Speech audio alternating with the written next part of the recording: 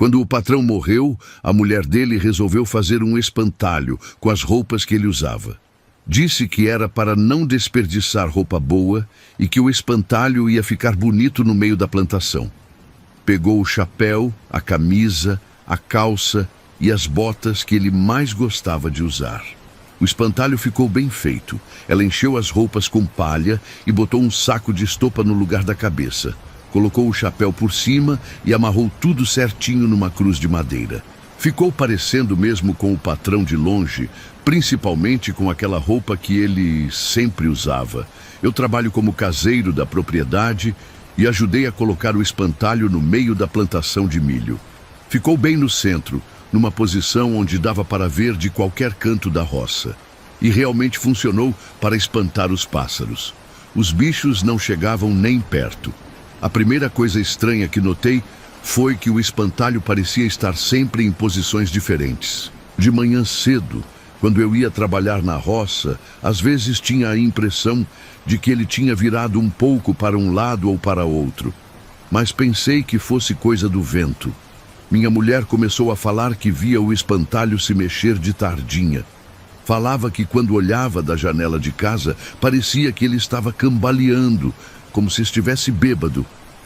Eu não dava muito crédito, porque ela gosta de beber umas cachaças e quando está meio alegre, vê coisa que não existe.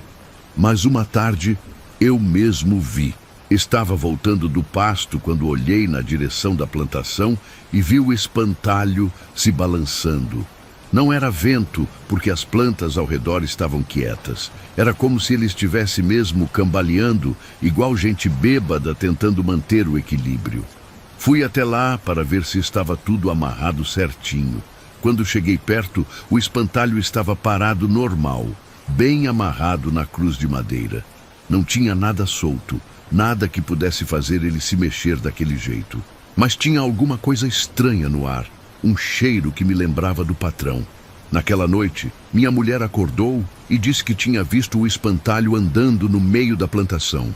Falou que ele tinha descido da cruz e estava caminhando entre os pés de milho, como se estivesse fazendo a ronda que o patrão costumava fazer quando era vivo. Achei que ela estava sonhando ou que tinha bebido demais.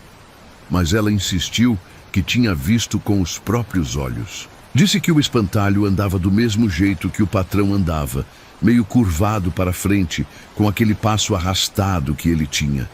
Na manhã seguinte, fui conferir o espantalho e ele estava no lugar certo, amarrado na cruz.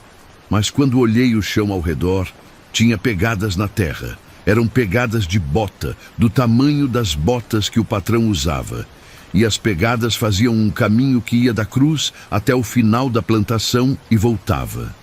Fiquei preocupado e resolvi ficar de vigília para ver se realmente acontecia alguma coisa. Me escondi atrás de umas árvores, de onde dava para ver bem a plantação inteira. Esperei até escurecer e fiquei observando o espantalho. Deve ter sido umas 10 horas da noite quando vi ele se mexer. Primeiro foram só os braços, que começaram a se soltar das amarras. Depois a cabeça, que virou na minha direção como se tivesse me visto ali escondido. E, finalmente, ele se soltou completamente da cruz. O espantalho desceu da cruz devagar e começou a andar pelo meio da plantação. Andava exatamente como o patrão andava, com aquele jeito meio desengonçado. E parava nos mesmos lugares onde o patrão costumava parar para ver como estavam as plantas. Fiquei paralisado vendo aquela cena. O espantalho fazia a mesma ronda que o patrão fazia toda noite antes de morrer. Verificava as plantas, olhava para o céu para ver se ia chover, andava até a cerca para ver se estava tudo certo. Quando o espantalho terminou a ronda, voltou para a cruz e se amarrou sozinho. Foi subindo devagar até ficar na posição certa e os braços se encaixaram nas amarras como se tivessem vida própria. Em poucos minutos estava tudo como antes.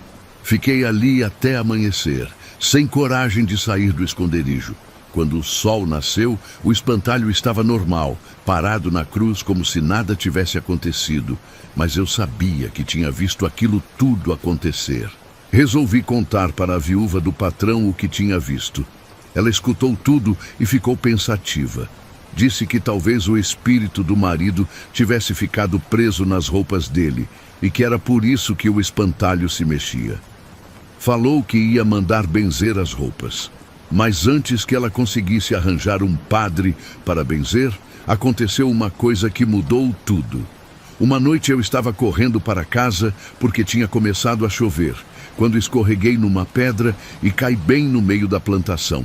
Quando levantei, o espantalho estava bem na minha frente. Não estava na cruz, estava ali parado, me olhando. E mesmo sendo só um saco de estopa, eu conseguia sentir que ele estava com raiva. Era como se o patrão estivesse ali dentro, irritado comigo por algum motivo. O espantalho levantou o braço e me deu um tapa no rosto. Não foi um tapa forte, mas senti a palha arranhando a pele. E naquele momento entendi que ele estava com raiva, porque eu tinha visto ele andando. O patrão sempre foi ciumento dos segredos dele. Saí correndo dali e quando cheguei em casa, minha mulher viu que meu rosto estava todo arranhado. Parecia que tinha passado lixa na minha bochecha. E os arranhões tinham formato de dedos, como se alguém tivesse me agarrado com as unhas. Desde então, o espantalho ficou mais agressivo. Toda vez que eu passava perto da plantação durante o dia, sentia como se ele estivesse me vigiando. E de noite, quando ele descia para fazer a ronda, sempre vinha na direção da minha casa, como se estivesse me procurando. Decidi sair da propriedade. Não dava mais para trabalhar ali com aquela coisa me perseguindo. A viúva entendeu e me pagou o que estava devendo. Mas antes de ir embora, queimei o espantalho. Não podia deixar aquilo lá para assustar o próximo caseiro. Quando botei fogo nas roupas, escutei um grito que parecia vir de dentro da palha. Era a voz do patrão, gritando de dor, como se estivesse sendo queimado vivo. E enquanto as roupas pegavam fogo, senti um vento forte que não tinha a ver com o tempo.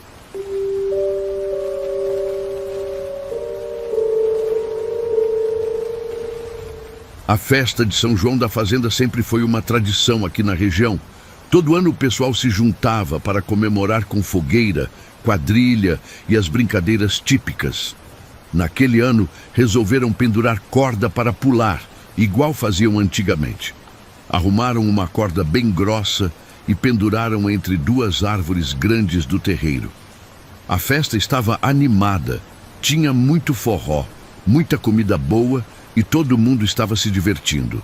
As crianças brincavam de pular corda, os adultos dançavam quadrilha e os mais velhos ficavam contando histórias ao redor da fogueira. Era uma festa típica de São João, daquelas que deixam boas lembranças.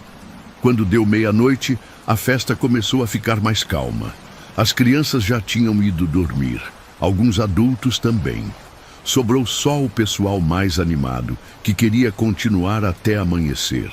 A fogueira estava baixinha e o forró tinha parado, mas ainda tinha gente conversando e bebendo. Foi aí que começamos a escutar um barulho estranho vindo do terreiro. Era como se alguém estivesse esticando corda e depois cortando com uma faca bem afiada. O som era muito claro. Um esticar longo, depois um corte seco. E se repetia várias vezes. No começo, pensamos que fosse alguém mexendo na corda que tinha sido usada para pular. Mas quando fomos ver, não tinha ninguém perto da corda. Ela estava pendurada normal entre as duas árvores, balançando um pouco no vento. Mas o barulho continuava vindo de lá. O som era muito característico. Qualquer pessoa que já mexeu com corda conhece aquele barulho de quando você estica bem forte e depois corta de uma vez. Mas não tinha ninguém fazendo isso. Era como se fosse uma corda invisível sendo esticada e cortada bem perto da gente. O João, que tinha bebido umas cervejas a mais, disse que ia descobrir o que estava fazendo aquele barulho. Pegou uma lanterna e foi caminhando na direção de onde vinha o som. A gente tentou convencer ele a deixar para lá, mas ele estava teimoso e queria saber o que era.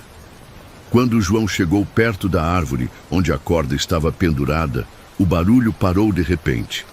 Ele ficou ali parado, iluminando a corda com a lanterna, procurando alguma coisa que pudesse explicar o som, mas não tinha nada de diferente. Ele estava voltando quando viu alguma coisa que o fez parar. Gritou para a gente vir ver porque tinha aparecido outra corda ali. Era uma corda igual à que estava pendurada, mas estava no chão, cortada em 2 pedaços. E não tinha estado ali antes. Fomos todos ver e realmente tinha uma corda cortada no chão. Os pedaços estavam bem na base da árvore e o corte era muito limpo, como se tivesse sido feito com uma lâmina muito afiada. Mas ninguém tinha cortado corda nenhuma ali. O João pegou um dos pedaços da corda e começou a examinar. Falou que parecia corda nova, que o corte estava fresquinho. E quando ele levantou o pedaço, sentiu a corda puxar na mão dele, como se alguém estivesse puxando do outro lado. Ele soltou a corda rapidinho e ela caiu no chão. Mas logo em seguida, ela começou a se mexer sozinha, como se fosse uma cobra. Os 2 pedaços se arrastaram pelo chão até ficarem embaixo da corda que estava pendurada. De repente, a corda que estava pendurada começou a balançar sozinha. Não tinha vento forte, mas ela balançava cada vez mais alto, como se alguém estivesse empurrando ela. E voltou aquele barulho de corda sendo esticada e cortada. O João, que estava mais corajoso por causa da bebida, resolveu tentar segurar a corda para parar o balanço. Estendeu as mãos e conseguiu agarrar ela quando passou perto. No momento que ele segurou, a corda parou de balançar, mas aí aconteceu uma coisa horrível. A corda começou a se mover sozinha nas mãos do João, como se tivesse vida própria. Ela se enrolou no pescoço dele mais rápido que a gente conseguiu reagir. Em questão de segundos, ele estava enforcado. Tentamos ajudar, puxar a corda, afrouxar o nó, mas era impossível. A corda estava apertada demais e não conseguíamos mover ela nem 1 centímetro. E o mais estranho é que não tinha nó. A corda estava lisa, mas grudada no pescoço do João como se fosse uma segunda pele. O João se debateu por alguns segundos e depois parou. Quando conseguimos tirar a corda do pescoço dele, já era tarde. Ele tinha morrido enforcado, mas não tinha marca de corda no pescoço.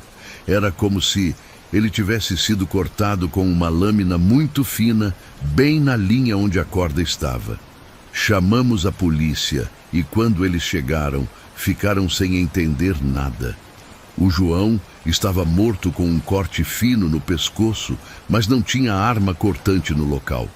E a corda estava pendurada normal entre as árvores, como se nada tivesse acontecido. Os policiais perguntaram o que tinha acontecido e contamos tudo, mas era difícil de acreditar. Como é que uma corda ia se mover sozinha e enforcar uma pessoa? Eles acharam que tinha sido algum tipo de acidente, que talvez o João tivesse tropeçado e se enrolado na corda. A festa acabou naquela hora. Todo mundo foi embora e o terreiro ficou vazio. Mas mesmo depois que a polícia liberou o corpo e foi embora, o barulho de corda sendo esticada e cortada continuou aparecendo toda a noite. O dono da fazenda mandou tirar a corda de lá. Cortou ela e jogou fora, pensando que isso ia acabar com o problema. Mas no dia seguinte, a corda estava lá de novo, pendurada entre as mesmas árvores, cortada bem no meio. Toda vez que alguém tira a corda, ela volta a aparecer. Sempre cortada no meio, sempre pendurada entre as mesmas árvores. E todo mundo que passa por ali de noite escuta o barulho de corda sendo esticada e cortada.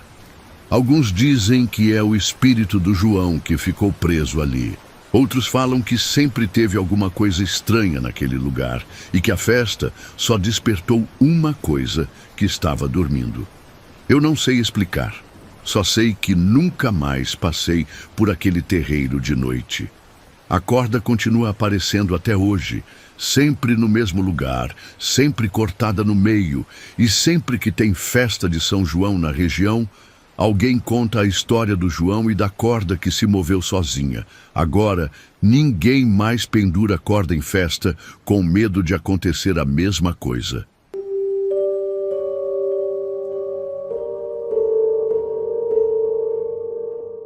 A colheita estava boa naquele ano. O milharal tinha crescido bonito e estava na hora de cortar tudo. Trabalhamos o dia todo catando as espigas e, quando anoiteceu, ainda tinha muito serviço pela frente. Decidimos continuar no dia seguinte porque estava ficando escuro demais para trabalhar. Foi naquela primeira noite que apareceu a luz. Era uma luz vermelha, meio alaranjada, que dançava por cima das plantas de milho. No começo pensei que fosse fogo, que talvez alguém tivesse jogado um cigarro no meio da plantação. Mas a luz se movia de um jeito muito estranho, como se estivesse viva. A luz não ficava parada em lugar nenhum. Ficava saltando de um pé de milho para outro, sempre se movendo, sempre brilhando com aquela cor avermelhada. E era rápida, muito rápida. Às vezes desaparecia por alguns segundos e depois voltava em outro canto da plantação. Chamei os outros trabalhadores para ver e todos ficaram intrigados. Ninguém tinha visto nada parecido antes. A luz parecia estar brincando no meio do milharal, dançando entre as plantas como se estivesse se divertindo. Mas tinha alguma coisa ameaçadora nela, como se não fosse uma coisa boa. O João disse que devia ser fogo fátuo, essas luzes que aparecem em cemitério. Mas aqui não tinha cemitério perto, e além disso, fogo fátuo não se move daquele jeito. Aquela luz tinha um movimento intencional, como se soubesse exatamente onde queria ir. Alguns dos homens resolveram tentar espantar a luz. Pegaram pedras e estilingue e começaram a atirar na direção dela. Mas sempre que as pedras passavam perto, a luz desviava rapidinho. Era como se ela conseguisse ver as pedras vindo e se esquivasse de propósito. O Antônio teve a ideia de colocar fogo em umas pedras e atirar com o estilingue. Pensou que talvez fogo combatesse fogo. Fez umas bolinhas de pano embebidas em querosene, botou fogo e começou a atirar na direção da luz com o estilingue. No momento que a primeira pedra em chamas passou perto da luz vermelha, aconteceu uma coisa horrível. A luz parou de se mover e ficou muito brilhante, como se tivesse ficado com raiva. E de repente, o Antônio começou a engasgar, como se não conseguisse respirar. Ele ficou roxo e caiu no chão se debatendo. Parecia que alguma coisa estava apertando o pescoço dele, mas não tinha nada ali. Tentamos ajudar, afrouxamos a camisa, batemos nas costas, mas ele não conseguia puxar ar. Morreu ali mesmo, asfixiado, sem que a gente entendesse o que tinha acontecido. Logo depois que o Antônio morreu, apareceu uma mancha no corpo dele. Era uma mancha vermelha, do mesmo tom da luz, que brilhava como se tivesse brasas embaixo da pele. A mancha começou pequena, no pescoço, e foi se espalhando pelo corpo todo. Em poucos segundos, o corpo inteiro do Antônio estava coberto por aquela mancha brilhante. Era como se ele tivesse virado uma tocha humana, mas sem chamas. Só aquela luz vermelha saindo de dentro da pele. E o mais estranho é que o corpo não estava quente. Estava frio como gelo. Ficamos apavorados e saímos correndo dali. Mas a luz vermelha continuou dançando por cima do milharal, agora mais brilhante que antes. E às vezes parecia que ela descia até onde estava o corpo do Antônio, como se estivesse se alimentando daquela mancha brilhante. Durante a noite toda, a luz ficou dançando na plantação. Da casa, dava para ver ela se movendo de um lado para outro. E de vez em quando, escutávamos um barulho estranho vindo do milharal, como se fosse vento forte, mas não tinha vento nenhum. Pela manhã, fomos ver como estava a situação. O corpo do Antônio continuava lá, ainda com aquela mancha brilhante na pele. Mas o milharal ao redor estava diferente. As plantas pareciam murchas, como se tivessem sido queimadas por dentro. Mas não tinha marca de fogo em lugar nenhum. Chamamos a polícia e quando eles chegaram, ficaram sem entender nada. O corpo do Antônio estava frio e com aquela mancha estranha, mas os médicos não souberam explicar o que era. Falaram que nunca tinham visto nada parecido. Na segunda noite, a luz voltou. Mas dessa vez, era mais intensa e se movia mais devagar. E começou a acontecer uma coisa ainda mais estranha. Alguns trabalhadores que tinham tentado atirar pedra na luz começaram a aparecer com manchas parecidas com a do Antônio. As manchas apareciam do nada. De repente, a pessoa começava a brilhar em alguma parte do corpo. E sempre que aparecia uma mancha nova, a pessoa começava a ter dificuldade para respirar. Não chegava a morrer asfixiado como o Antônio, mas ficava com uma falta de ar constante. Na terceira noite aconteceu algo que nunca vou esquecer. O milharal inteiro desabou de uma vez. Foi como se um prédio tivesse caído. Escutamos um barulho enorme, como um estrondo, e quando fomos ver, todas as plantas tinham caído ao mesmo tempo. Não tinha vento forte, não tinha chuva, não tinha motivo nenhum para o milharal ter caído assim. Era como se alguma coisa muito pesada tivesse pressionado tudo de uma vez. E no meio dos pés de milho caídos, alguns trabalhadores estavam presos embaixo. Tentamos tirar o pessoal de debaixo dos pés de milho, mas era impossível. Não porque o peso era muito grande, mas porque toda vez que a gente chegava perto, aparecia aquela luz vermelha e a gente começava a engasgar. Era como se a luz não quisesse que ninguém salvasse quem estava preso. Os homens que ficaram presos embaixo do milharal morreram sem fazer barulho. Não gritaram, não pediram socorro, simplesmente morreram em silêncio. E quando conseguimos tirar eles de lá no dia seguinte, todos tinham aquela mancha brilhante no corpo. Desde então, ninguém mais plantou milho naquela terra. A área ficou abandonada e a luz vermelha ainda aparece por lá de vez em quando. Principalmente em noites sem lua, quando está tudo escuro. Ela dança sozinha no meio do terreno vazio, como se estivesse procurando mais alguém para atacar.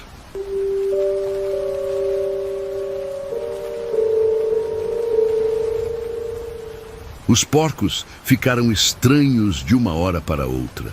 Sempre foram bichos barulhentos, mas aquela noite foi diferente. Lá pelas 12 horas da madrugada, começaram a fazer um barulho que nunca tinha escutado antes. Não era grunhido normal de porco. Era como se estivessem gritando, mas com vozes que pareciam de gente. Levantei da cama porque o barulho estava muito alto e fui até a janela que dá para o chiqueiro. Os porcos estavam todos agitados, correndo de um lado para o outro, mas o grito não parecia estar vindo deles. Era como se tivesse pessoas presas no meio dos bichos, gritando por socorro. Chamei minha mulher para escutar também e ela ficou assustada. Falou que parecia criança chorando, misturado com grito de homem desesperado. E o mais estranho é que os gritos não eram contínuos. Apareciam de vez em quando, como se alguém estivesse tentando falar, mas não conseguisse. Pensei em ir lá ver o que estava acontecendo, mas minha mulher não deixou. Falou que era muito perigoso e que era melhor esperar amanhecer. Os gritos continuaram por mais de uma hora e depois pararam de repente. Os porcos ficaram quietos e o silêncio voltou. No dia seguinte, fui conferir o chiqueiro para ver se tinha acontecido alguma coisa com os bichos. Todos estavam bem, não tinha nenhum ferido ou morto. Mas eles estavam se comportando de forma estranha. Ficavam todos agrupados em um canto, olhando para a mesma direção, como se estivessem vendo alguma coisa. Conversei com o Ronaldo, um vizinho que também cria porco, e ele disse que a mesma coisa tinha acontecido na propriedade dele. Os porcos gritando com voz de gente durante a madrugada e depois ficando todos esquisitos no dia seguinte. Na segunda noite, a mesma coisa aconteceu. Os gritos começaram na mesma hora. Pareciam vir do meio dos porcos, mas não eram os bichos que estavam gritando. Era muito claro que eram vozes humanas, algumas de criança, outras de adulto. E todas pareciam estar sofrendo muito. O Marcos, que trabalha aqui na propriedade, disse que ia acabar com aquela palhaçada. Pegou uma espingarda e saiu para o chiqueiro. Falou que ia descobrir se tinha alguém se escondendo lá ou se era alguma pegadinha de mau gosto. A gente tentou convencer ele a não ir, mas o Marcos sempre foi meio cabeça dura. Disse que não tinha medo de assombração e que ia resolver aquilo na bala se precisasse. Vimos ele sair da casa e andar na direção do chiqueiro com a lanterna e a espingarda. Demorou uns 15 minutos e ele voltou correndo, branco como papel. Falou que quando chegou perto do chiqueiro, todos os porcos estavam quietos, parados atrás da cerca, olhando na direção da casa. E não eram só os nossos porcos. Tinha outros bichos ali que ele não reconheceu. Segundo o Marcos, quando ele se aproximou da cerca para ver melhor, sentiu alguma coisa agarrar o tornozelo dele. Não conseguiu ver o que era, mas foi puxado com muita força para dentro do chiqueiro. Conseguiu se soltar e correu de volta para casa. Na manhã seguinte, fomos todos juntos até o chiqueiro para ver se estava tudo normal. Os porcos estavam comportados, comendo normalmente, mas o chão estava diferente. Parecia mais seco que o normal, como se não tivesse chovido ali há muito tempo, mesmo tendo chovido na noite anterior. E tinha uma coisa muito estranha no centro do chiqueiro. Era como se alguém tivesse feito um buraco raso ali e depois tapado. A terra estava mexida e tinha um cheiro ruim vindo dali. Não era cheiro de porco, era algo diferente, como cheiro de coisa podre. Naquela noite, os gritos voltaram, mas dessa vez eram mais altos e pareciam mais desesperados. E junto com os gritos, apareceu uma risada. Era uma gargalhada alta, como se alguém estivesse achando muito engraçado o sofrimento das pessoas que estavam gritando. O Marcos disse que ia voltar lá, mas dessa vez com mais gente. Chamou 2 amigos dele e os 3 foram para o chiqueiro armados e com lanternas potentes. Falaram que iam ficar lá até descobrir o que estava acontecendo. Esperamos eles voltarem, mas passou muito tempo e nada. Começamos a ficar preocupados e decidimos ir atrás deles. Quando chegamos no chiqueiro, não tinha ninguém lá. Os porcos estavam todos quietos, mas não eram só os nossos porcos. Tinha outros bichos estranhos no meio. Procuramos pelos 3 homens, mas não achamos nada. Nem pegada, nem sinal de luta, nada. Era como se eles tivessem simplesmente desaparecido. E o cheiro ruim que vinha do chão estava mais forte. Foi aí que escutamos um barulho vindo de cima. Olhamos para o teto do chiqueiro e vimos uma coisa que me deu pesadelo por semanas. O Marcos estava lá, pendurado por alguma coisa que não conseguimos ver direito. Ele estava vivo, mas com a boca aberta de um jeito horrível. Parecia que ele estava rindo, mas era um riso forçado, como se alguém estivesse forçando ele a rir. Os outros 2 homens também estavam lá em cima, nas mesmas condições. Todos pendurados, todos com aquela expressão de riso forçado no rosto. Tentamos tirar eles de lá, mas não conseguimos. Era como se estivessem presos por alguma coisa invisível. E quanto mais a gente tentava ajudar, mais eles pareciam estar rindo.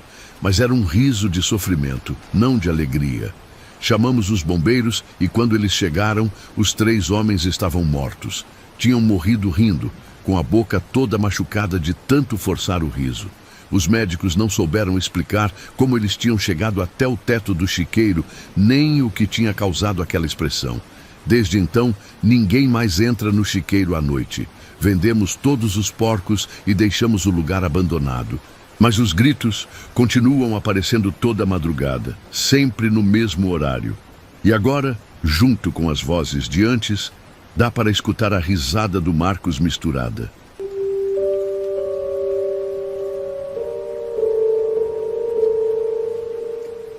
Era bem meia-noite quando ela bateu na porta. Eu estava deitado, mas ainda não tinha conseguido dormir por causa do calor. Quando escutei as batidas, pensei que fosse algum vizinho com alguma emergência. Levantei e fui ver quem era. Abri a porta e vi uma mulher que eu não conhecia. Era nova, devia ter uns 30 anos, e estava com uma roupa simples, dessas de viagem. Pediu se podia passar a noite aqui porque estava muito cansada e não tinha onde ficar. Falou que pagaria pela hospedagem. O que me chamou a atenção nela era a cor da pele. Era muito pálida, quase branca como papel. E ela não parecia estar cansada de verdade. Não estava ofegante, não estava suada, não tinha aquela aparência de quem andou muito. Estava estranhamente calma. Minha esposa desceu para ver quem era e, quando viu a mulher, ficou meio desconfiada. Cochichou no meu ouvido que achava estranho uma mulher sozinha andar de noite por essas estradas. Mas a mulher parecia inofensiva e estava pedindo ajuda, então decidimos deixar ela entrar. Oferecemos o quarto de hóspedes e um pouco de comida. Ela agradeceu e disse que só queria descansar. Subiu para o quarto e ficou quieta lá. Não escutamos barulho de banho, de pessoas se mexendo, nada. Era como se ela tivesse simplesmente desaparecido depois que entrou no quarto. Durante a noite, acordei algumas vezes com uma sensação estranha. A casa estava mais fria que o normal, coisa que não faz sentido numa noite quente de verão. E tinha um cheiro diferente no ar, como se fosse perfume velho, daqueles que ficam guardados muito tempo. Minha esposa também acordou e comentou sobre o frio. Falou que parecia que alguém tinha ligado um ar-condicionado muito forte, mas a gente não tem ar-condicionado. E o cheiro estava mais forte no corredor, perto do quarto onde a mulher estava. De manhã cedo, descemos para preparar o café e chamar a mulher. Batemos na porta do quarto, mas não teve resposta. Abrimos a porta devagar e o quarto estava vazio. A cama estava arrumada, como se ninguém tivesse dormido ali. E não tinha sinal nenhum de que alguém tinha usado o quarto. Procuramos pela casa toda, pensando que talvez ela tivesse descido durante a noite. Mas não estava em lugar nenhum. E as portas estavam todas trancadas por dentro, do mesmo jeito que eu tinha deixado na noite anterior. Não tinha como ela ter saído sem a gente perceber. O que mais me intrigou é que não tinha marca nenhuma de que ela esteve aqui. Nem pegada no chão, nem fio de cabelo no travesseiro, nada. Era como se ela nunca tivesse entrado na casa. Mas eu me lembrava perfeitamente dela, da conversa que tivemos, de como ela subiu para o quarto. Foi a partir daquele dia que a casa começou a ficar estranha. A temperatura estava sempre mais baixa que o normal, mesmo no calor do meio-dia. E os pratos começaram a quebrar sozinhos. Não era coisa de vento ou de vibração. Eles simplesmente se partiam ao meio enquanto estavam guardados no armário. Minha esposa começou a ficar nervosa com a situação. Falou que sentia como se tivesse alguém morando na casa junto com a gente. Às vezes, ela escutava passos no corredor durante a noite, sempre na direção do quarto onde a mulher tinha ficado. Os cachorros também começaram a se comportar de modo estranho. Eles ficavam uivando para a cadeira da sala onde a mulher tinha sentado quando chegou. Ficavam ali por horas, uivando baixinho, como se estivessem vendo alguma coisa que a gente não via. Uma noite, resolvi sentar naquela cadeira para ver se acontecia alguma coisa. No momento que sentei, senti um frio que subiu pelas costas e me deu arrepio. Era como se alguém tivesse colocado gelo na minha nuca. E os cachorros começaram a uivar mais alto, como se ficassem mais agitados. Levantei da cadeira rapidinho e fui para outro canto da sala. Mas o frio continuou, como se tivesse alguma coisa gelada do meu lado. E quando olhei para a cadeira, tive a impressão de ver uma sombra sentada ali. Não era clara, era só uma sensação, mas parecia que tinha alguém. O cheiro da mulher também ficou na casa. Era um perfume doce, mas ao mesmo tempo enjoativo, como se fosse muito velho. O cheiro era mais forte no quarto onde ela dormiu e no corredor. Às vezes, quando eu passava por ali, o cheiro ficava tão forte que dava náusea. Minha esposa começou a ter pesadelos. Sonhava com a mulher sentada na cadeira da sala, olhando para ela sem piscar. No sonho, a mulher não respirava, só ficava ali, parada, com aqueles olhos fixos. E quando minha esposa tentava falar com ela, a mulher só mexia os lábios sem fazer som. Decidimos procurar alguém mais velho da região para entender o que estava acontecendo. Contamos a história para Dona Maria, uma senhora que conhece muito dessas coisas de assombração. Ela escutou tudo e ficou preocupada. Dona Maria disse que provavelmente a mulher não era viva quando apareceu aqui. Falou que às vezes pessoas que morrem de modo violento ficam presas entre os mundos e aparecem pedindo ajuda. E quando alguém as recebe em casa, elas ficam grudadas no lugar. Perguntamos o que podíamos fazer para ela ir embora. E Dona Maria disse que era difícil. Falou que a gente podia tentar benzer a casa, acender velas, rezar muito. Mas às vezes a pessoa fica apegada ao lugar onde foi bem recebida e não quer mais sair. Fizemos tudo o que Dona Maria mandou. Benzemos a casa toda. Acendemos velas no quarto onde ela dormiu. Rezamos o terço todas as noites. A situação melhorou um pouco. Os pratos pararam de quebrar e o frio diminuiu. Mas o cheiro dela ainda está no travesseiro. Trocamos o travesseiro várias vezes, lavamos, deixamos no sol, mas o cheiro não sai. É como se tivesse impregnado ali para sempre. E os cachorros ainda uivam para a cadeira, principalmente de noite. É mais baixinho agora, mas eles continuam vendo alguma coisa que a gente não vê. Às vezes eu fico pensando quem era aquela mulher e o que aconteceu com ela. Por que ela estava andando sozinha de noite? Como ela conseguiu sair da casa sem a gente perceber? E por que ela ficou grudada aqui depois que foi embora?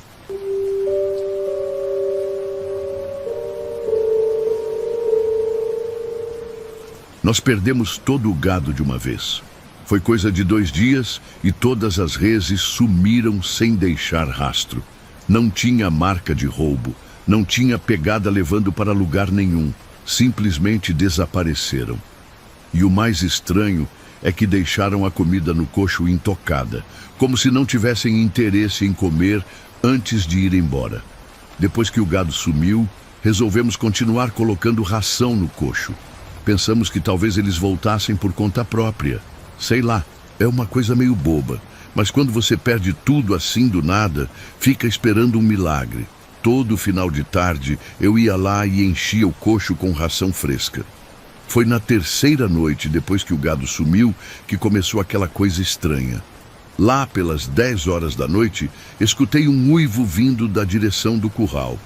Não era uivo de cachorro nem de lobo. Era um som diferente, mais grave, como se fosse de um animal muito grande. E vinha exatamente do lugar onde estava o coxo. No começo pensei que fosse algum bicho do mato que tinha vindo comer a ração. Mas o uivo se repetia sempre no mesmo horário e sempre com a mesma intensidade. Era um som longo, que durava uns 10 segundos. Parava um pouco e voltava. E parecia que vinha mesmo do coxo, não de algum animal perto dele. Perguntei para os outros trabalhadores da fazenda se eles também estavam escutando, e todos confirmaram. O João falou que parecia uivo de loba faminta, daquelas que estão com filhote e precisam de muita comida. Mas não tinha lobo por aqui há muito tempo, e além disso, o som era diferente. Uma noite o Deco, que sempre foi meio corajoso demais, disse que ia ficar de vigília do lado do coxo para descobrir o que estava fazendo aquele barulho. Levou uma espingarda e uma cadeira e se instalou bem ao lado do coxo, decidido a passar a noite ali. A gente tentou convencer ele a não fazer isso, mas o Deco era teimoso. Falou que ia acabar com aquele mistério de uma vez. Disse que provavelmente era só algum bicho ferido que estava se escondendo por perto e que com a espingarda não tinha nada para se preocupar. Naquela noite o uivo começou no horário de sempre, mas dessa vez era diferente. Parecia mais alto, mais desesperado e se repetia mais vezes, como se o bicho estivesse mais agitado por ter alguém ali perto. O som ecoava pelo curral inteiro e dava para escutar lá de casa. Pela manhã, fui ver como o Deco tinha passado a noite. Quando cheguei no curral, achei ele caído do lado do coxo. Estava morto, com o peito todo rasgado, como se tivesse sido atacado por garras muito grandes. A camisa estava em pedaços e dava para ver as marcas no corpo. O que mais me impressionou é que a ração estava toda espalhada pelo chão, mas nenhuma tinha sido comida. Era como se alguém tivesse pego a comida e jogado para todos os lados, mas sem interesse de comer nada. E a espingarda do Deco estava longe dele, como se tivesse sido jogada com força. Chamamos a polícia e eles vieram fazer a investigação. Falaram que parecia ataque de onça, mas não conseguiram achar pegadas de felino no local. E outra coisa estranha, não tinha sangue espalhado, como normalmente acontece quando um bicho ataca. O sangue estava só embaixo do corpo do Deco. Os policiais perguntaram se a gente tinha visto algum animal diferente na região, mas não tínhamos visto nada. E o mais estranho é que depois da morte do Deco, o gado dos vizinhos também começou a desaparecer. Era como se alguma coisa estivesse se espalhando pela região. O uivo continuou aparecendo toda noite, sempre no mesmo horário. Mas agora era diferente. Parecia mais satisfeito. Não era mais desesperado como antes. E às vezes, quando o vento estava forte, dava para escutar junto com o uivo um barulho como se fosse alguém mastigando. Decidimos não colocar mais ração no coxo. Achamos que talvez fosse isso que estava atraindo a coisa para cá. Mas mesmo sem comida, o uivo continuou. E começamos a notar que sempre que alguém passava perto do coxo de noite, o uivo ficava mais alto. O seu Manuel, um vizinho mais antigo, veio aqui e quando contamos da história, ele ficou sério. Disse que já tinha ouvido falar de coisas parecidas. Falou que às vezes, quando muito gado morre ou desaparece de uma vez, fica alguma coisa no lugar onde eles costumavam comer. Segundo ele, é como se a fome de todos os bichos ficasse presa no local. E essa fome vai crescendo, vai ficando cada vez maior, até que precisa se alimentar de outras coisas. Quando não tem mais gado, passa a se alimentar de gente. E o uivo é o som da fome chamando por comida. Perguntei para ele o que a gente podia fazer para acabar com aquilo e ele disse que não sabia. Falou que conhecia gente que tinha quebrado o coxo e queimado os pedaços, mas que a coisa continuava aparecendo no lugar onde o coxo estava. Desde então, ninguém mais se aproxima do curral de noite. O uivo continua aparecendo, sempre no mesmo horário. E de vez em quando alguém precisa passar por perto durante o dia, encontra ração espalhada no chão ao redor de onde ficava o coxo. Mas ninguém coloca ração ali. Mudamos os animais que sobraram para outro pasto, bem longe do curral velho. Mas às vezes, quando o vento está na direção certa, ainda dá para escutar o uivo vindo de lá. E sempre que escutamos, conferimos se nossos bichos estão todos no lugar certo. O que mais me assombra é que o uivo parece que está vigiando a gente. Quando alguém sai de casa de noite, mesmo para ir ao banheiro, o som fica mais alto. É como se tivesse alguma coisa ali que sabe quando tem gente por perto e fica esperando alguém chegar perto o suficiente. Às vezes, eu fico pensando no Deco e em como ele foi corajoso demais. Se ele tivesse escutado a gente e não tivesse ido fazer vigília, talvez ainda estivesse vivo. Mas ao mesmo tempo, se não fosse ele, talvez a gente nunca soubesse o quão perigosa era aquela coisa no coxo.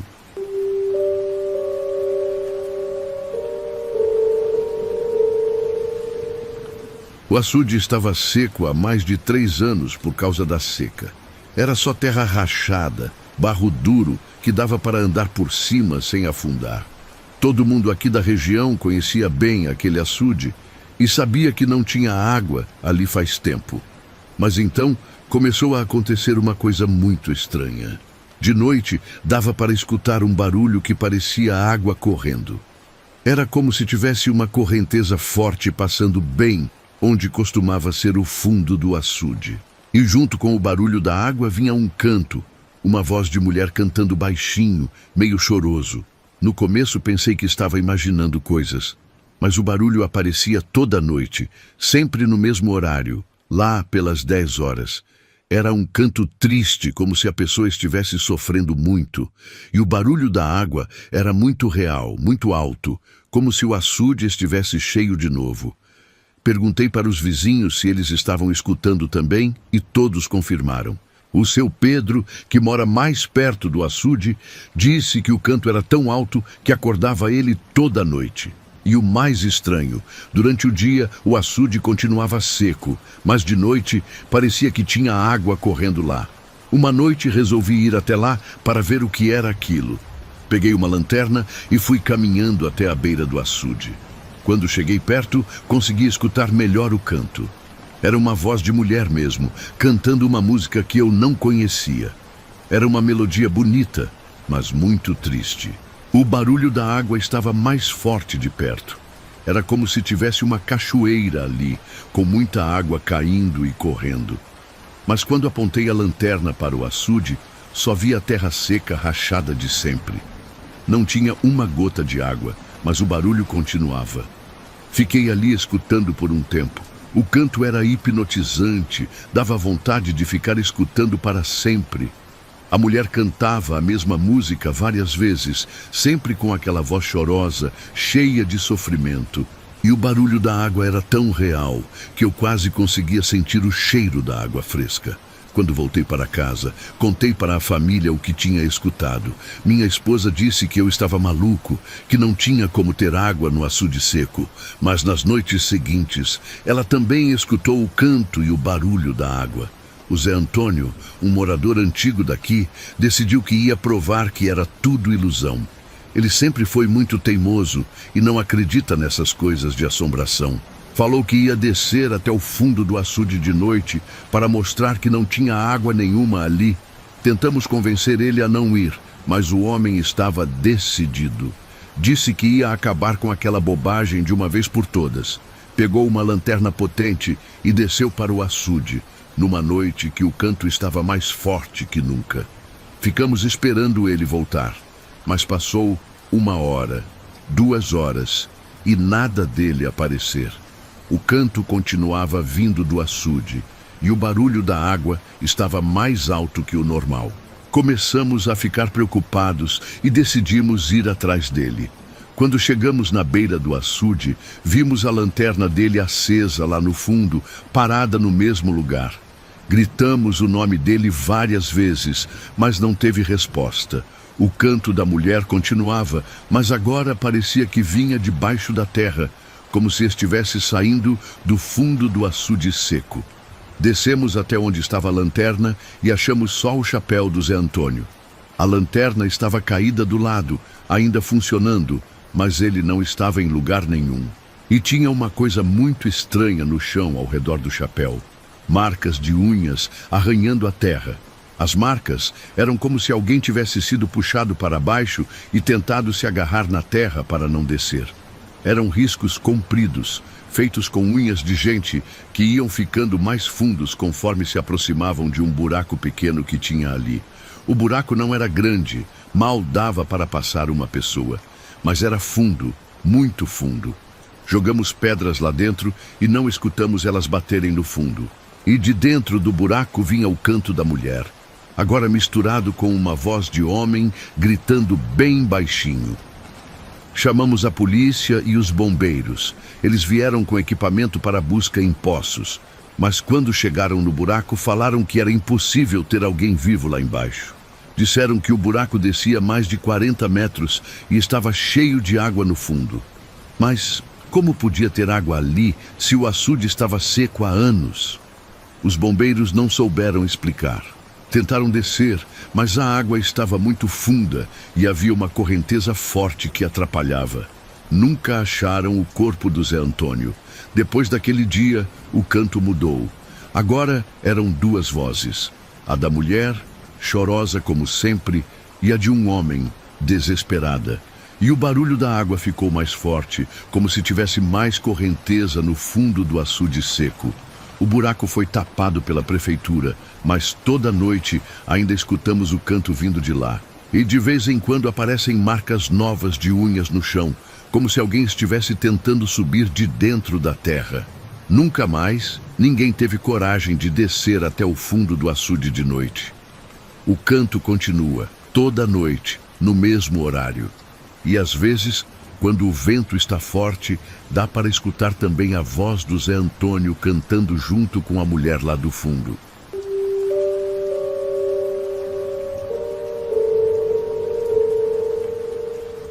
Ela apareceu aqui de manhã pedindo água. Estava andando pela estrada quando parou na frente de casa e falou que estava com sede. Era uma mulher nova, bonita, mas tinha uma coisa estranha nela. A pele era branca demais para quem anda no sol do sertão. Era uma brancura que não era normal, como se ela nunca tivesse tomado sol na vida. Ofereci água e ela bebeu com muita vontade. Depois perguntei se queria entrar para descansar um pouco na sombra, porque o sol estava forte. Foi aí que ela falou uma coisa que me deixou intrigado. Não posso entrar na sombra, a sombra já me pertence. Achei meio esquisito, mas pensei que ela estava falando de religião ou alguma coisa assim. Ofereci café e ela aceitou.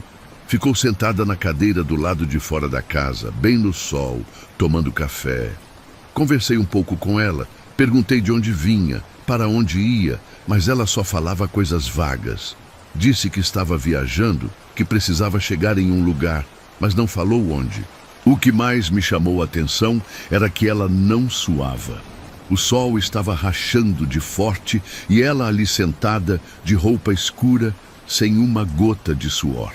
E não parecia que estava com calor. Estava tranquila, como se o sol não incomodasse ela em nada. Tentei convencer ela mais uma vez a entrar na sombra da varanda, mas ela foi firme. Não posso, a sombra já me pertence. E quando ela falou isso, olhou para a sombra da casa com uma cara estranha, como se estivesse vendo alguma coisa que eu não via. Ela ficou ali por umas 2 horas, sempre no sol, tomando água e café. Conversava pouco, mas era educada. De vez em quando olhava para a sombra das árvores da casa, como se estivesse calculando alguma coisa. E nunca chegava perto de lugar com sombra. Quando o sol começou a baixar, ela se levantou e disse que precisava ir embora. Agradeceu a água e o café e saiu andando pela estrada. Fiquei observando ela se afastar e notei que ela caminhava sempre do lado da estrada onde batia sol. Quando a estrada fazia curva e mudava a posição da sombra, ela mudava de lado também. À noite, os cachorros começaram a latir para um canto vazio do terreiro. Eles ficaram latindo por horas, sempre na mesma direção, mas não tinha nada ali. Era como se estivessem vendo alguma coisa que eu não conseguia enxergar. Saí várias vezes para ver o que era, mas não achei nada. Os cachorros ficaram agitados a noite toda. De manhã cedo, fui ver se tinha algum bicho por ali que pudesse ter deixado eles nervosos. Foi aí que vi uma coisa muito estranha no chão ao redor da casa. Tinha pegadas de pé descalço por toda parte. As pegadas eram de mulher, do tamanho certo para ser da mulher que tinha aparecido aqui no dia anterior. Mas tinha uma coisa muito estranha nessas pegadas. Todas estavam viradas para trás. Era como se ela tivesse andado de costas ao redor da casa a noite toda. Seguia as pegadas e elas davam várias voltas ao redor da casa, sempre mantendo a mesma distância. Era um círculo perfeito. E todas as pegadas estavam viradas para trás, como se ela tivesse caminhado olhando para a casa o tempo todo. O mais estranho é que as pegadas começavam e terminavam no mesmo lugar, bem na frente da casa, onde não tinha sombra de manhã. Era como se ela tivesse aparecido ali do nada e desaparecido no mesmo lugar. Perguntei para os vizinhos se alguém tinha visto a mulher passando pela estrada, mas ninguém tinha visto. E todo mundo conhece quem passa por aqui, porque é uma estrada pequena, de interior. Uma mulher estranha como aquela não passaria despercebida. Alguns dias depois, encontrei seu Manel, um vizinho mais antigo, e contei para ele sobre a mulher. Ele ficou sério e perguntou se ela tinha recusado entrar na sombra. Quando falei que sim, ele balançou a cabeça e disse que eu tinha sorte de estar vivo. Seu Manel me contou que já tinha ouvido histórias parecidas. Mulheres que aparecem do nada, que não podem pisar na sombra, que deixam pegadas viradas para trás. Ele disse que são coisas que não pertencem mais a este mundo, que ficam presas entre a luz e a escuridão. Perguntei por que ela não podia entrar na sombra, e ele explicou que quando alguém morre de um jeito muito ruim, a alma fica presa na hora da morte. Se morreu no sol, só pode ficar no sol. Se morreu na sombra, a sombra passa a pertencer a ela. Desde então tenho muito cuidado com quem aparece aqui pedindo água. E sempre que vejo alguém que não quer entrar na sombra, eu não insisto. Aprendi que tem coisas que é melhor não questionar muito. Às vezes, ainda encontro pegadas viradas para trás ao redor da casa, especialmente depois de noites que os cachorros ficam latindo para o nada. Não sei se é ela que volta ou se são outras como ela. Só sei que agora eu entendo porque a sombra já pertencia a ela.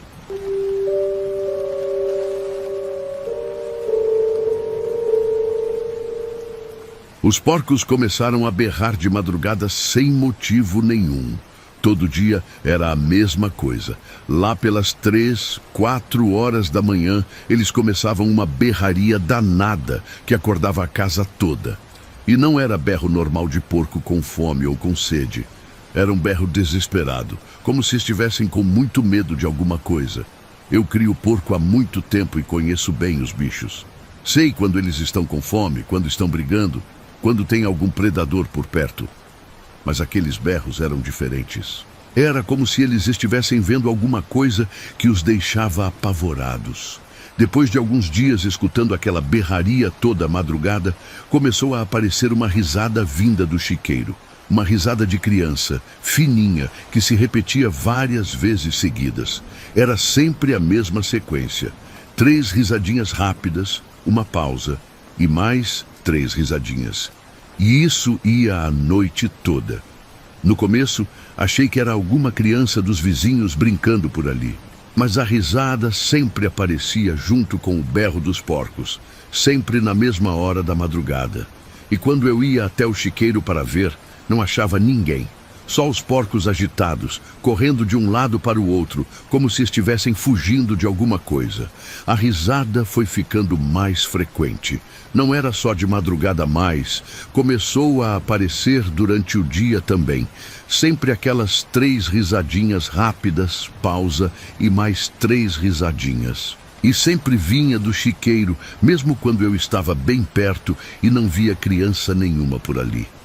Uma noite o Chico, um amigo meu que gosta de beber umas cachaças, estava aqui em casa quando começou a risada.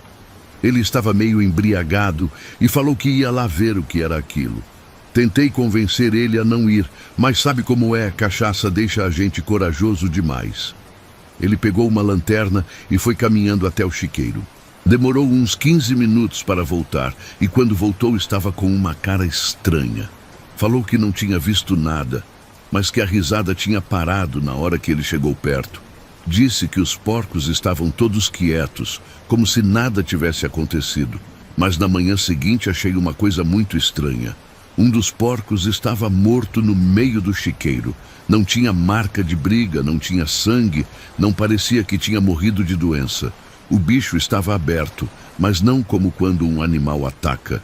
Era um corte muito certeiro, muito limpo, como se alguém tivesse aberto ele de propósito. E outra coisa estranha, o porco estava posicionado de um jeito muito esquisito. As patas estavam esticadas para os lados, a cabeça virada para cima, como se tivesse sido arrumado assim. Parecia uma oferenda, sabe? Como aquelas coisas que o pessoal faz em macumba. O Chico apareceu aqui de manhã e quando viu o porco morto ficou meio nervoso. Falou que não tinha visto nada na noite anterior, mas que tinha sentido uma presença estranha por lá. Disse que tinha tido vontade de rir, sem motivo nenhum, enquanto estava perto do chiqueiro. Depois daquele dia, o Chico começou a ficar diferente. Aparecia aqui em casa rindo sem parar, como se tivesse escutado alguma piada muito engraçada. Mas quando perguntava do que ele estava rindo, ele não sabia explicar. Falava que tinha uma vontade incontrolável de rir. A situação foi piorando. O Chico começou a rir tanto que não conseguia mais falar direito. Ficava horas rindo, sem parar, até ficar sem ar. E sempre que ele ria, eu escutava aquelas risadinhas vindas do chiqueiro, como se estivesse respondendo. Uma noite, achei o Chico caído no quintal, perto do chiqueiro. Ele estava rindo, mas era um riso forçado, como se não conseguisse parar. As bochechas dele estavam rasgadas de tanto rir e os dedos estavam quebrados para dentro da boca, como se ele tivesse tentado se segurar para parar de rir. Levei ele para o hospital, mas os médicos não entenderam o que tinha acontecido. Falaram que parecia que ele tinha rido tanto que machucou a própria boca. Os dedos estavam quebrados em posições estranhas, como se ele tivesse forçado eles para dentro da boca com muita força.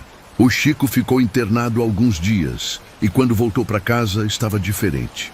Não ria mais como antes, mas às vezes ficava olhando para o nada com uma cara estranha, como se estivesse vendo alguma coisa engraçada que mais ninguém via. As risadas do chiqueiro continuaram por mais algumas semanas, sempre no mesmo horário, sempre com a mesma sequência. Mas depois de um tempo, pararam. Do nada, simplesmente pararam. Os porcos voltaram ao normal e não berram mais de madrugada. Até hoje não sei explicar o que aconteceu. O Chico nunca mais foi o mesmo depois daquela noite. Ele fala que não lembra de ter rido tanto assim, que só lembra de ter sentido uma vontade muito forte de rir quando estava perto do chiqueiro. Às vezes, quando está muito silencioso de noite, ainda escuto aquelas risadinhas baixinhas vindas da direção do chiqueiro. Não vou mais lá conferir. Aprendi que tem coisas que é melhor deixar em paz.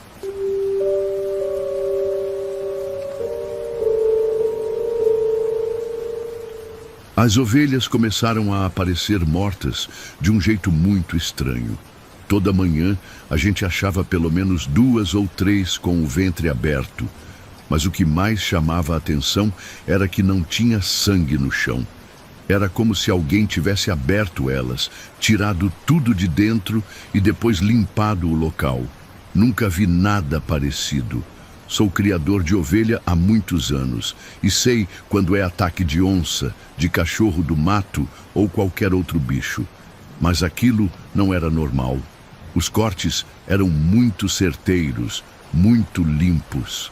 E outra coisa estranha, as ovelhas sempre apareciam mortas em lugares diferentes do pasto, como se tivessem sido levadas para lá depois. Conversamos entre os vizinhos e todo mundo estava passando pela mesma situação. As ovelhas apareciam mortas toda manhã, sempre do mesmo jeito. O pessoal começou a ficar preocupado porque estava dando muito prejuízo. Decidimos nos reunir e fazer uma vigília armada para descobrir o que estava matando os bichos. Éramos 5 homens. Cada um ficou em um canto do pasto, todos armados e com rádio para se comunicar. Começamos a vigília assim que escureceu. As primeiras horas foram tranquilas, as ovelhas estavam quietas, pastando normalmente, e não acontecia nada de diferente. Deve ter sido umas 11 da noite quando escutamos o primeiro barulho. Era como se alguém tivesse dado um salto muito pesado, como quando você pula de uma altura grande e bate o pé no chão com força. O som ecoou pelo pasto inteiro e todas as ovelhas ficaram inquietas de uma vez. Tentamos nos comunicar pelo rádio para saber se alguém tinha visto alguma coisa, mas nenhum de nós tinha visto nada. Só tínhamos escutado aquele salto pesado. Logo depois veio um assobio muito fino, agudo, que durou uns 10 segundos. Era um som que cortava o ar, muito desagradável de escutar. As ovelhas começaram a se juntar no centro do pasto, todas amontoadas, balindo baixinho. Era estranho ver elas com tanto medo assim. Normalmente, quando tem predador por perto, elas correm, mas dessa vez ficaram todas juntas no mesmo lugar, tremendo. O assobio voltou, mais alto dessa vez, e logo em seguida escutamos de novo aquele salto pesado. Mas era impossível ver qualquer coisa na escuridão. A lua estava escondida atrás das nuvens e mesmo com as lanternas não conseguíamos enxergar direito. Foi aí que o Toninho, que estava no canto mais afastado do pasto, parou de responder no rádio. Chamamos ele várias vezes, mas nada. Decidimos ir até onde ele estava para ver se tinha acontecido alguma coisa. Quando chegamos lá, ele não estava mais. Achamos só as botas dele e estavam encharcadas de sangue seco, como se o sangue tivesse saído há muito tempo e secado ali. Mas não tinha rastro de luta, não tinha sangue no chão, nada que indicasse que ele tinha sido atacado ali. As botas estavam arrumadas uma do lado da outra, como se ele tivesse tirado e colocado ali de propósito. O rádio dele estava ligado, tocando uma música estranha que nenhum de nós conhecia.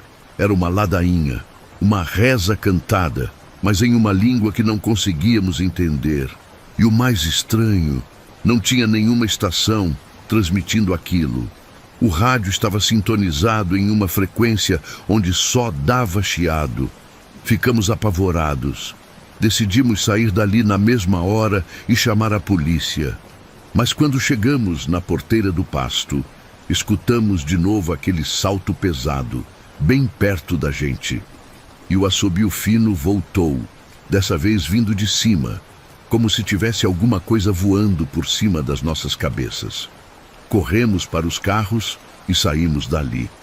Na manhã seguinte voltamos com a polícia para procurar o Toninho. Acharam as botas dele no mesmo lugar, ainda com sangue seco.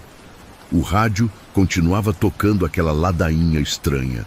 Os policiais tentaram sintonizar outras estações, mas não conseguiam. Era como se o rádio estivesse preso naquela frequência.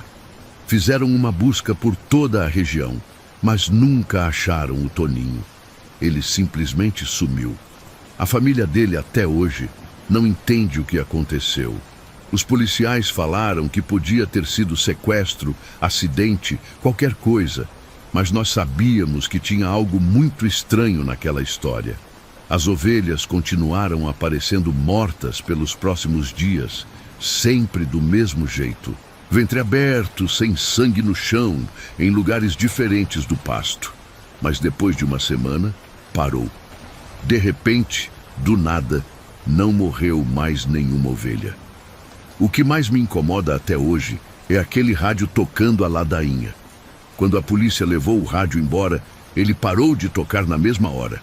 Mas ninguém conseguiu explicar como ele estava captando aquela transmissão. Os técnicos examinaram e falaram que estava tudo normal com o aparelho. Às vezes, eu fico pensando no que aconteceu com o Toninho. Será que ele viu o que estava matando as ovelhas? Será que tentou se defender e aconteceu alguma coisa? Ou será que ele simplesmente sumiu, como as coisas que sumem no sertão sem deixar rastro? Uma coisa eu sei. Nunca mais fiz vigília à noite, quando escuto aquele assobio fino cortando o ar, ou aquele barulho de salto pesado. Eu entro para dentro de casa e não saio mais. Tem coisas que é melhor não investigar muito, sabe? Tem mistério que é melhor deixar quieto.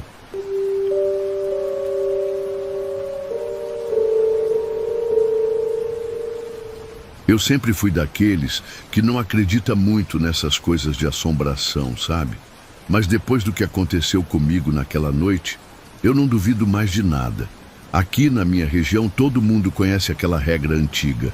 Depois das 9 da noite, ninguém anda pela caatinga. Os mais velhos sempre falaram isso, mas eu achava que era só superstição. Trabalho com gado e naquele dia estava voltando tarde do pasto. Tinha ficado consertando uma cerca que os bois derrubaram, e quando vi, já passava das 9h30. O pessoal tinha ido embora faz tempo, e eu estava sozinho ali. Pensei em dar a volta pela estrada, mas seria muito mais longe. Olhei para a caatinga e pensei, que bobagem é essa? Vou cortar caminho mesmo. Entrei na mata assobiando, fazendo barulho de propósito, tipo desafiando qualquer coisa que pudesse ter ali. A noite estava estranha, não tinha vento, mas os galhos secos faziam um barulho esquisito, como se alguém estivesse mexendo neles devagar.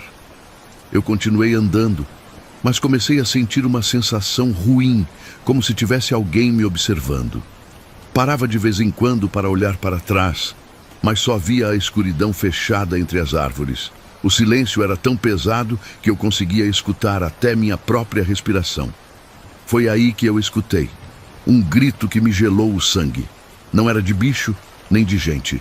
Era um som que parecia vir de dentro da terra, como se alguém estivesse gritando de um buraco muito fundo. O grito durou alguns segundos e parou de repente. Fiquei parado ali, com o coração disparado, tentando entender de onde tinha vindo aquilo.